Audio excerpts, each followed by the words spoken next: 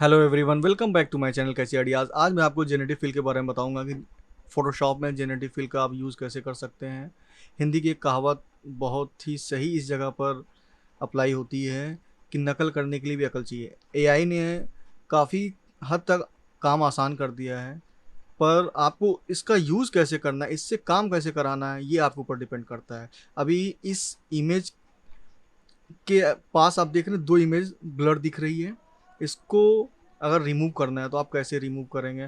पहले बहुत दिक्कत होती थी स्टैम्प टूल यूज़ कर कर या कंटेंट अवेयर टूल से इसको रिमूव करना पड़ता था, तो काफ़ी हद तक इस चीज़ को आसान कर दिया है एआई ने। पहले बहुत ज़्यादा टाइम लग जाता था और बेटर ऑप्शन भी नहीं मिलते थे। अब क्या आपको 3 वेरिएशन भी मिल जाएगा, जिससे आप देख सकते हैं, जनरेट कर सकते हैं। और भी अगर आपको नहीं समझ में आ रहा है तो फिर एक और जनरेट कर सकते हैं। अभी इस इमेज को मैंने सेलेक्ट किया और मैं जनरेट कर रहा हूँ। देख सकते हैं यहाँ से इमेज गायब हो चुकी है और कुछ ज़्यादा फ़र्क नहीं पता चल रहा है। और यहाँ पे 3 वेरिएशन भी हैं।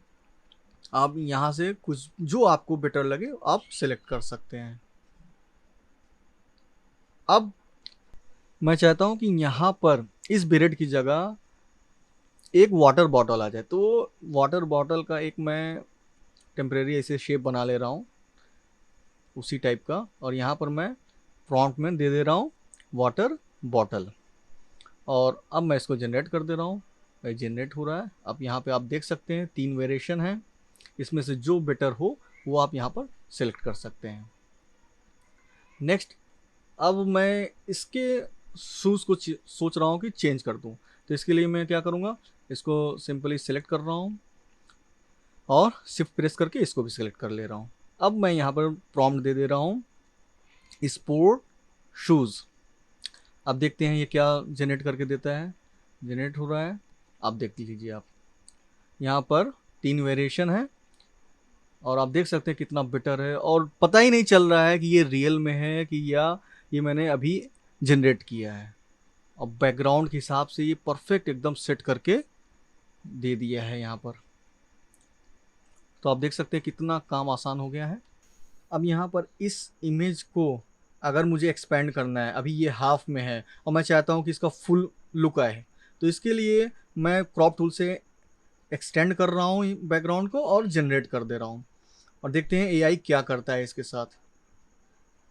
और देखिए आप, यहाँ पर 3 वेरिएशन दिया है और काफ़ी हद तक क्या कि परफेक्ट इसने दिया है। आप 3 वेरिएशन देख सकते हैं, कहीं से भी नहीं लग रहा है कि कुछ ऐड किया गया है यहाँ पर।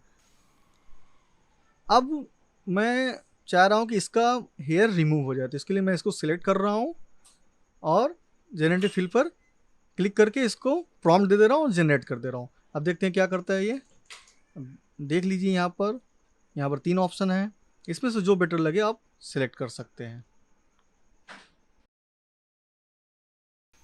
अब इस इमेज का अगर हमें बैकग्राउंड चेंज करना है एआई की मदद से, तो कैसे करेंगे? इसके लिए मैं रिमूव ऑब्जेक्ट पर क्लिक कर रहा हूँ, इससे ये बैकग्राउंड रिमूव कर देगा। और आप देख सकते हैं कि कितना परफेक्ट इसको कट किया है बैकग्राउंड को। अब इसको सेलेक्ट कर रहा हूँ, कंट्रोल प्रेस करके यहाँ पर सेलेक्ट करिए और कंट्रोल शिफ्ट आई प्रेस कर दीजिए, जिससे कि ये इन्वर्ट हो जाए सिलेक्शन। अब मैं यहाँ से जेनरेटिव की मदद से प्रॉम्प्ट दे दूंगा, जिससे कि यहाँ पर बैकग्राउंड चेंज हो जाए। देखिए इस तरह से यहाँ पर 3 वेरिएशन शो कर रहा है इस, और काफ़ी बेटर रिजल्ट है। तो इस तरह से आप यहाँ पर सेलेक्ट कर सकते हैं। ये ज़्यादा बेटर लग रहा है।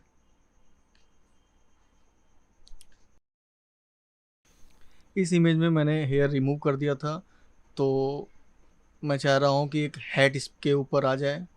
तो मैं सिलेक्ट कर रहा हूँ, जेनेटिव फिल पर क्लिक कर रहा हूँ और प्रॉम्प्ट दे दे रहा हूँ रेड हैट।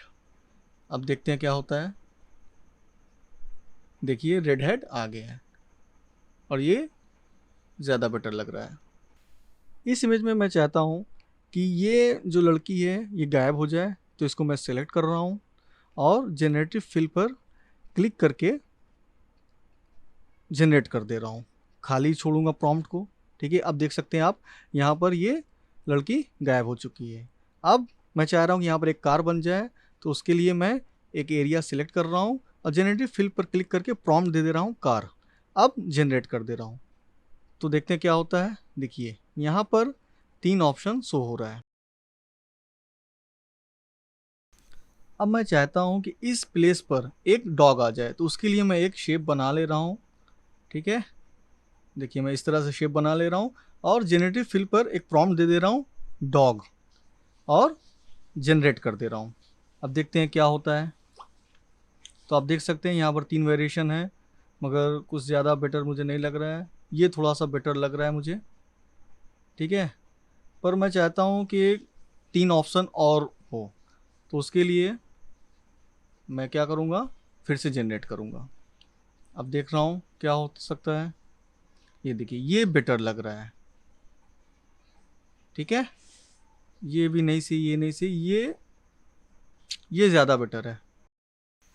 इस इमेज पर मैं चाहता हूँ कि ये बैग हट जाए, तो इसको सिलेक्ट कर रहा हूँ और जनरेटिव फिल पर क्लिक करके जनरेट कर दे रहा हूँ। देखिए ये गायब हो गया है। आप देख सकते हैं इसमें यहाँ पर 3 वेरिएशन है, इसमें से जो बेटर लगे आप सिलेक्ट कर सकते हैं। ठीक है, अब मैं चाहता हूँ कि ये लेडी यहाँ से गायब हो जाए और इसका शेडो भी साथ में गायब हो, तो उसके लिए मैं लॉसो टूल से सिलेक्ट करूँगा इसको। ठीक है, देखते हैं क्या होता है। इसको धीरे धीरे अच्छे से सिर्फ इसी के शेडो को मैं सिलेक्ट कर रहा हूँ। सिलेक्ट होने के बाद जनरेटिव फिल पर ब्लैंक छोड़ करके जनरेट कर दीजिए। अब आप देख सकते हैं कुछ भी नहीं समझ में आ रहा है कि यहाँ पर पहले कुछ था, और यहाँ पर 3 वेरिएशन है, आप इसमें से कुछ भी सेलेक्ट कर सकते हैं। अब इस इमेज में देखते हैं हम क्या कर सकते हैं। तो इसको मैं जूम कर रहा हूँ। मुझे लगता है यहाँ पे हम ग्लास चेंज कर सकते हैं, तो इसके लिए हमें इसको सिलेक्ट करना पड़ेगा। तो मार्केट टूल से इसको हम सिलेक्ट कर लेते हैं, तो सिलेक्ट कर लिया। अब जनरेटिव फिल पर क्लिक करके यहाँ पर टाइप कर दे रहा हूँ मैं वाइन, और जनरेट कर दे रहा हूँ। अब देखते हैं क्या होता है। ये देखिए यहाँ पर ये वाइन ग्लास आ गया है और 3 ऑप्शन भी हैं, इसमें से जो बेटर लगे वो हम चूज़ कर सकते हैं। ठीक है, अब नेक्स्ट मैं चाह रहा हूँ कि यहाँ पर वॉच आ जाए, तो उसके लिए मैं एक वॉच का शेप बना लेता हूँ। स्क्वायर या रेक्टेंगल नहीं बना रहा हूँ, वॉच का शेप बना लूँगा, तो उससे थोड़ा सा बेटर हो जाएगा। कभी कभी ना सही चीज़ें नहीं आती, तो इसलिए अगर आप थोड़ा सा उस टाइप का शेप बना लेंगे तो प्रॉम्प्ट में जब उसको यूज़ करेंगे तो बेटर रहेगा।